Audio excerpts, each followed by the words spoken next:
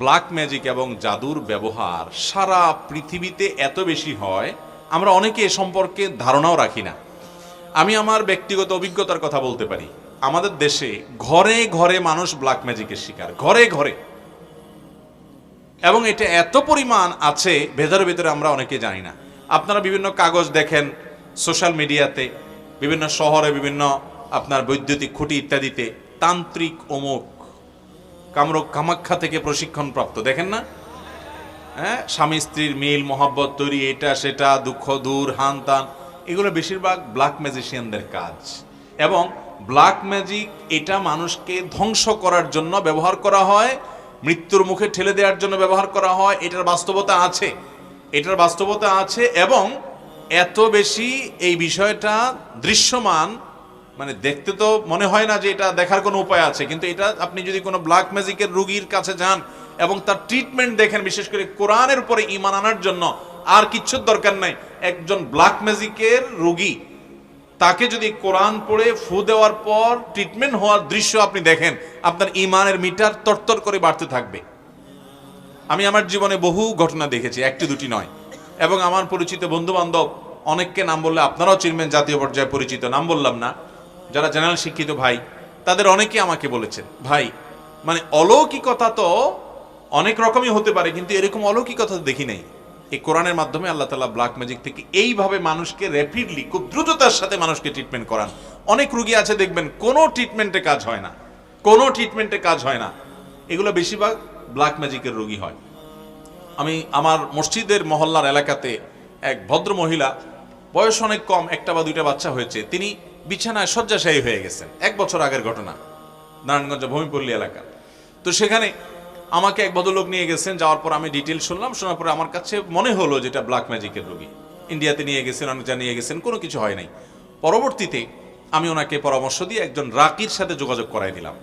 সেই রাকি, তাকে, রাকি মানে ঝাড়ফুঁক করে যারা কোরআন হাদিসের আলোকে, এটা যেটা আমার সাবজেক্ট নাই, সাবজেক্টে একজনকে আমি রেফার করে দিলাম। ওই আল্লাহর বান্দার ঝাড়ফুঁকের পর এই ভদ্র মহিলার বমি হয়েছে, এবং বমি থেকে দেখা গেছে ভেতর থেকে চুলে মোড়ানো একটা আপনার গোশতের টুকরো পাওয়া গেছে, রান্না করা গোশত, এটা চুল দিয়ে মোড়ানো। তা আমি আবার একজন ডক্টরকে দেখিয়েছি, যিনি চিকিৎসক পেশায়। বললাম, ভাই এটার ব্যাপারে আপনার কি, যে চুলে মোড়ানো? তিনি বললেন যে চুলে মোড়ানো এই জন্য যে চুল ডাইজেস্ট হয় না, হজম হয় না, এটা হজম হওয়ার কোনো উপায় নাই। এটাকে চুল দিয়ে এমনভাবে মোড়ানো হয়েছে যে এটা কোনো দিনই হজম হবে না, ভেতরে থাকবে এবং তাকে শেষ করে দিবে। এবং এটা বের হওয়ার পর থেকে ভদ্রমহিলা পরিপূর্ণ সুস্থ, এখনো বেঁচে আছেন, দিব্যি হাঁটা চলা করেন। এবং আমার মসজিদের পাশে 2-3 বিল্ডিংয়ের পাশেই তার বাড়ি, এখনো আছেন বেঁচে আল্লাহর বান্দি। এরকম শত সহস্র ঘটনা ঘটে। এই যে বিশ্বকাপ খেলা হয়ে গেল, আপনারা অনেকে কিন্তু আপনার পেপার পত্রিকা দেখেছেন কিনা আমি জানি না, আমি দেখেছি যে অনেক বড় বড় খেলোয়াড়রা প্রতিপক্ষ খেলোয়াড়দের ব্ল্যাক ম্যাজিক করে দুর্বল করার জন্য, আবার নিজেরা ভালো খেলার জন্য ব্ল্যাক ম্যাজিক করে। উত্তরবঙ্গে একটা খেলা আছে, পাতা খেলা, পেপার পত্রিকা প্রায় লেখালেখি হয়, গুগলে সার্চ দিলে পাতা খেলা দিলে দেখবেন চলে আসছে। আমি এটার উপরে বেশ পড়াশোনা করার চেষ্টা করেছি। এটাতেও ওই তন্ত্র মন্ত্র পাঠ করা হয়, ব্ল্যাক ম্যাজিকের আশ্রয় নেওয়া হয়, এবং একজন ম্যাজিশিয়ান আরেকজনকে টেনে নিয়ে আসে, দুর্বল করে দেয়।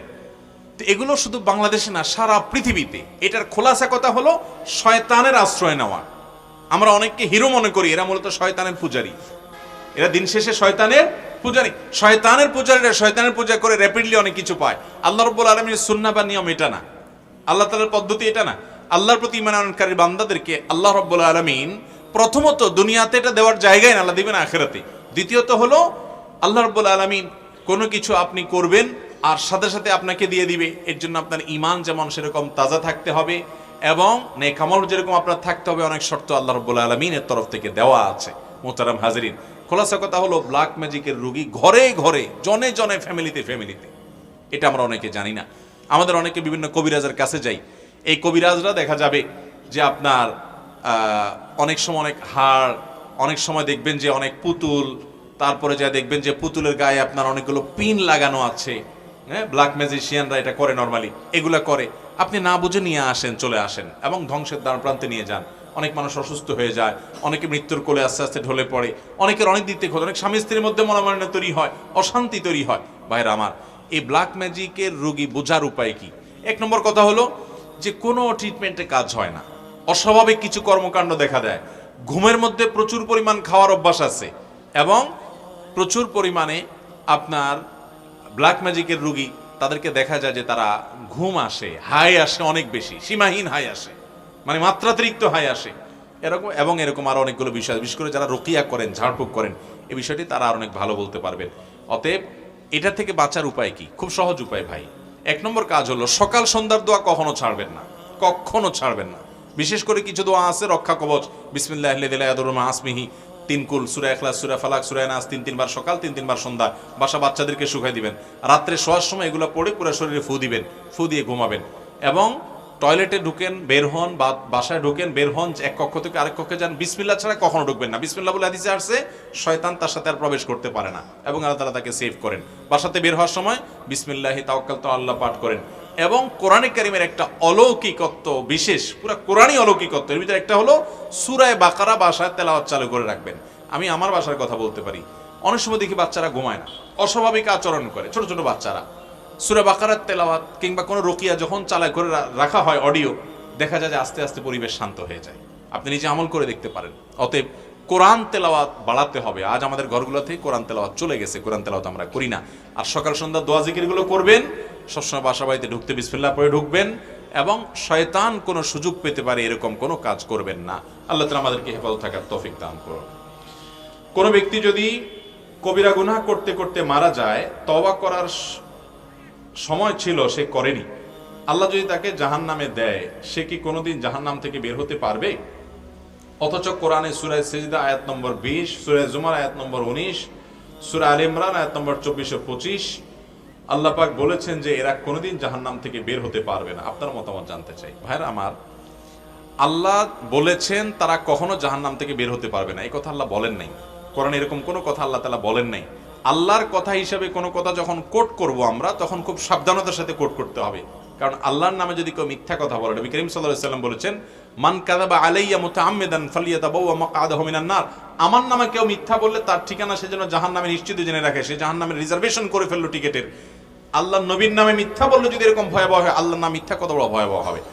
এবার আসি মূল জায়গায়। যে আয়াতগুলো কোট করেছেন প্রশ্নকর্তা, সেগুলোতে বলা আছে খালিদিনা ফিহা বা এই জাতীয়, অর্থাৎ যেটার অর্থ হলো জাহান্নামে যাওয়ার কথা বলে আল্লাহ বলেছেন সেখানে সে চিরকাল থাকবে। এই যে জাহান্নাম থেকে আর কোনোদিন সে বের হবে না, বের হতে পারবে না, এরকম কথা আল্লাহ রাব্বুল আলামিন বলেন নাই। এখন কথা হলো চিরকাল থাকবে বলছেন, তো তার মানে তো আর বের হতে পারবে না? না, চিরকাল থাকবে বলছেন, এর মানে এটা সবসময় নাও হতে পারে। আমরা যাবজ্জীবন বলি না, যাবজ্জীবন। এই যাবজ্জীবন এর মানে সব সময়, সব ক্ষেত্রে, সব দেশে, সব সংবিধানে কিন্তু এই না যে একবারে মৃত্যু পর্যন্ত, এটা লিমিটেড টাইম, এটাকে অনেক সময় যাবজ্জীবন বলা হয় অনেক ক্ষেত্রে, আবার কোনো কোনো ক্ষেত্রে আমৃত্যু। তো নবী করিম সাল্লাল্লাহু আলাইহি সাল্লামের হাদিসে, কোরআনে কারীম বিভিন্ন আয়াতে বিভিন্ন অপরাধী যারা কবিরা গুনায় লিপ্ত হবে তাদের চিরকাল জাহান্নামে থাকার কথা বলা হয়েছে। এখানে চিরকাল বা আজীবন জাহান্নামে থাকার মানে একেবারে অনন্ত অসীমকাল কোনোদিন বের হতে পারবে না। এই ব্যাখ্যা মুসলিম স্কলার যারা ছিলেন নবী করিম সাল্লাল্লাহু আলাইহি সাল্লামের যুগ থেকে আজও পর্যন্ত, প্রায় সমস্ত মুসলিম স্কলারদের ব্যাখ্যা একটাই, সেটা হলো এখানে তারা কোনোদিনই বের হতে পারবে না, এ উদ্দেশ্য না। আহলে সুন্নাত জামাতের বিশ্বাস, আকীদা এটা না। এর একটা কারণ এটিও হতে পারে যে অপরাধগুলো যারা করেছে এটাকে হালাল মনে করে, বৈধ মনে করে, আল্লাহর বিধানের প্রতি তোয়াক্কা না করে, তারা যদি কেউ আল্লাহর হালালকে হারাম মনে করে, হারামকে হালাল মনে করে, সেই ইমান থেকে খারিজ হয়ে যায়, সেই হিসাবে সে চিরকাল থাকতে পারে। বাট অপরাধ করেছে, অপরাধের বোধ ছিল, অপরাধ বোধ থাকার পরও সে স্থায়ী জাহান্নামী হবে না। নবী করিম সাল্লাল্লাহু আলাইহি সাল্লাম থেকে অসংখ্য হাদিস বর্ণিত হয়েছে, বুখারীর একটা হাদিস শুধুমাত্র উল্লেখ করি। নবী করিম সাল্লাল্লাহু আলাইহি সাল্লাম সর্বশেষ জাহান্নাম থেকে বের করা মানুষের কথাও হাদিসে বলেছেন যে কিভাবে তাকে বের করা হবে, তার দৃশ্য পুরা চিত্রায়ন করেছেন নবী সাল্লাল্লাহু আলাইহি সাল্লামের হাদিসে। অতএব বোঝা গেল জাহান্নামে একবার গেলে চিরকাল জাহান্নামে থাকবে, এই বিশ্বাসী হলো আহলুস সুন্নাহ জামাতের বাইরের কিছু সম্প্রদায়, মুতাজিলা সম্প্রদায়। এই মুতাজিলা সম্প্রদায়ের অস্তিত্ব আজ পৃথিবীতে খুব একটা নাই, কিন্তু আমাদের দেশে অনেকেই এই সম্প্রদায়ের এই বিশ্বাস ধারণ করেন। কোরআন বুঝতে হবে সাহাবা ইকরামের বুঝ অনুযায়ী, ব্যাখ্যা অনুযায়ী, নবী সাল্লাল্লাহু আলাইহি ওয়াসাল্লামের ব্যাখ্যা অনুযায়ী, সালাফে সালেহিনের ব্যাখ্যা অনুযায়ী। সেখানে ইসলামের ইতিহাসে 1400 বছরের যুগে সকল উলামা ইকরাম যে ব্যাখ্যা বুঝলেন, আমরা যা বুঝলেন, আমরা তার ভিন্ন কিছু বুঝলে সেটা কল্যাণের চাইতে অকল্যাণ বেশি হতে পারে এবং বিভ্রান্তির দিকে নিয়ে যেতে পারে।